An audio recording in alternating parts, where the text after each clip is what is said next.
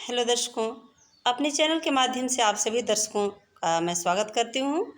और आज मैं बताऊँगी धर्म की उत्पत्ति के सिद्धांत के बारे में, जो कि समय समय पर अलग अलग वैज्ञानिकों ने अलग अलग तरीके से अलग अलग कारण मानकर व्याख्या की है। तो आज हम बताएंगे आत्म के सिद्धांत के बारे में कि धर्म की उत्पत्ति के से संबंधित सिद्धांत है, जिसका नाम है आत्म का सिद्धांत या जीववाद का सिद्धांत। इसके अंतर्गत यह माना गया कि व्यक्ति जब तक जीवित रहता है तब तक शक्तिशाली रहता है, परंतु मृत्यु के बाद भी, यानी कि जीवन के साथ भी और जीवन के बाद भी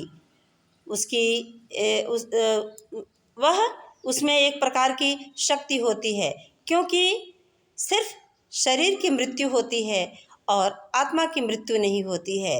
मृत्यु के बाद वह पुनः जीवित नहीं हो सकता है, इसलिए उसका आत्मा इधर उधर भटकता रहता है और वह भी बहुत शक्तिशाली हो जाता है, जो कि हमें प्रभावित कर सकता है। इसी से संबंधित भूत प्रेत जादू टोना इत्यादि का जन्म हुआ।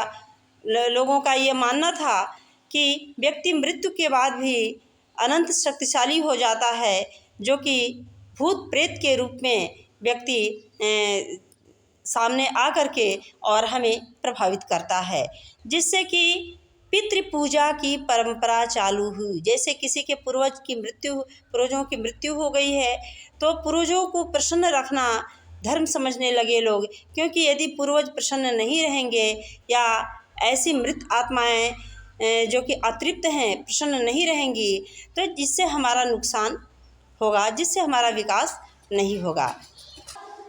इसमें आत्मा की सत्ता को स्वीकार किया गया, ये उनका मानना था, लोगों का मानना था। कुछ वैज्ञानिकों का ऐसा मानना था कि आत्मा की शक्ति भी एक ऐसी शक्ति होती है जो कि जिसके ऊपर नियंत्रण रखना साधारण लोगों की बस की बात नहीं है। ऐसे ही इसमें ये आत्मवाद के सिद्धांत के अंतर्गत आत्मा और परमात्मा की सत्ता के ऊपर भी बल दिया गया।